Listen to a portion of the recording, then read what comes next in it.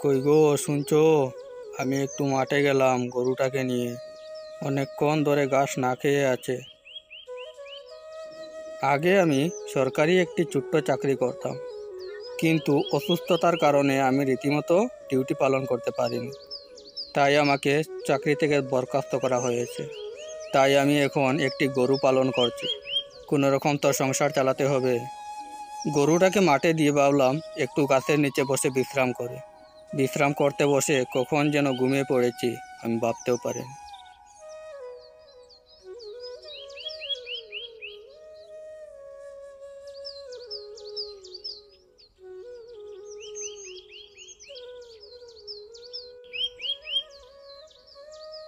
কিছুক্ষণ ঘুমানোর পর আমার হঠাৎ ঘুম ভাঙলো। তখন ভাবলাম গরুটাকে নিয়ে বাড়িতে যাই, কারণ শরীরটা তেমন ভালো নেই।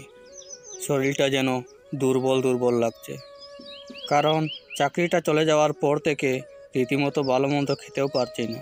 তাই শরীরে অসুস্থতা বেড়েই চলেছে।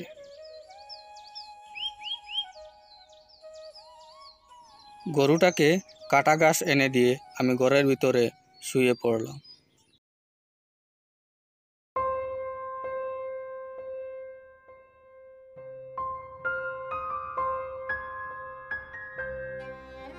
কি গো, এরকম শুয়ে থাকলে হবে? ঘরে রান্না করার মতো কিছুই নেই।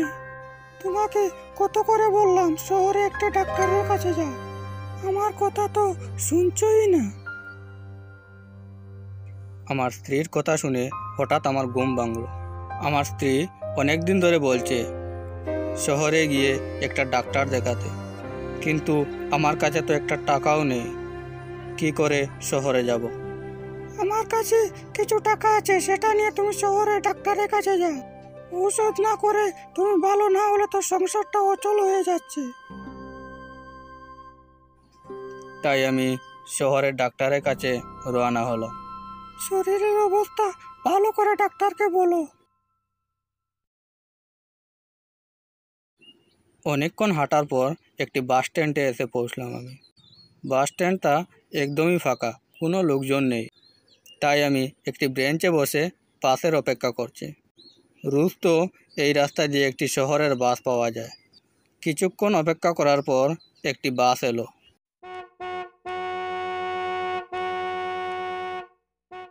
তাই আমি সেই বাসে উঠে পড়লাম।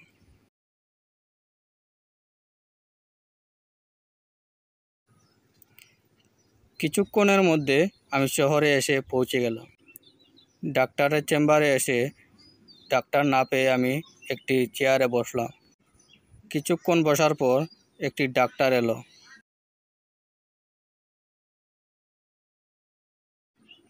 ডাক্তারকে আমি আমার শরীরের সব সমস্যার কথা খুলে বললাম।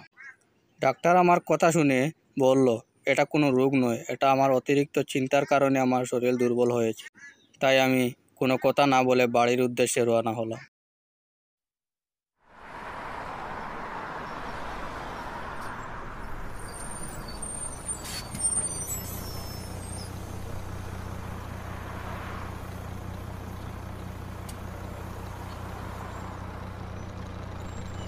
গাড়ির ভিতরে অনেক গরম লাগছিল, তাই একটু বেঞ্চের মধ্যে শুয়ে বিশ্রাম করে আবার বাড়িতে হেঁটে হেঁটে যাচ্ছি।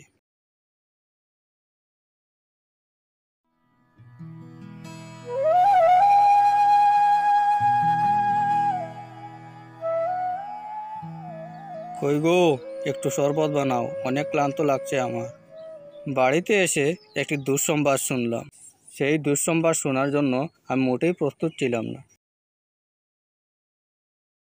শুনেছ, আমাদের গরুটা না চুরি হয়ে গেছে। গাছের নিচে বেঁধে আমি একটু ঘরের ভিতরে কাজ করছিলাম, হঠাৎ বাহির হইয়া দেখি আমাদের গরুটা আর নেই। তাই নাকি? আমাদের গরুটা চুরি হয়ে গেছে? কিন্তু এই দিন দুপুরে কে গরুটা চুরি করলো? না না, আমার গরুটা খুঁজে বের করতেই হবে। গরুটা হারিয়ে যাওয়ায় আমার অসুস্থতা আরও বেড়েই চলছে। কি করব এখন বুঝতে পারছি না। না না, আমি হতাশ হয়ে থাকলে চলবে না। যেভাবেই হোক গরুটাকে খুঁজে বার করতেই হবে। শুনুন শুনুন শুনুন, আমি একটি সাদা রঙের গরু খুঁজছি। যার ঘরে সাদা রঙের গরু থাকবে আমাকে দাও। যত টাকা চাইবে আমি তত টাকাই দেব, কিন্তু সাদা রঙের গরু লাগবে। তাড়াতাড়ি নিয়ে আসো সাদা রঙের গরু, যত টাকা চাইবে তত টাকাই দেব। শুনুন শুনুন শুনুন। যাই হোক, চুরি করা গরুটা এর কাছেই বিক্রি করে দেই। ও ভাই, আমার কাছে একটা সাদা রঙের গরু আছে, কই দেখাও তো। আগে টাকা দাও, তারপর গরু দেখাবো। আগে গরু নিয়ে আয়, না হলে এটা দিয়ে তোর শরীর থেকে মাথাটাকে আলাদা করে দেব। না না, এটা নামান, আমি এক্ষুনি গরু দেখাচ্ছি। এই দেখুন গরু, এই তো আমার গরু। তাহলে তুই আমার গরুটাকে চুরি করেছিস? তুমি কে ভাই? দেখতে চাস আমি কে? তাহলে দেখ।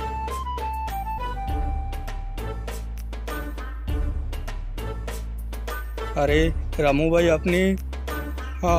আমার ভুল হয়ে গেছে, তোমার গরুটা নিয়ে যাও। আমি আর কখনো চুরি করব না, আমাকে মাফ করে দাও। এই এই যা যা, এবার বাড়ি যা। তুই হারিয়ে যাওয়ার পর আমার একটু ভালো লাগেনি, জানিস? তোকে আমি কত ভালোবাসি। কই গো, দেখো আমাদের গরু খুঁজে পেয়েছি। গরু পেয়েছো? আমার যে কত আনন্দ হচ্ছে। তাই তো লোকে বলে পরিশ্রমের ফল কোনোদিনই বিফলে যায় না। ঠিক বলেছ, পরিশ্রমের ফল কোনোদিনই বিফলে যায় না।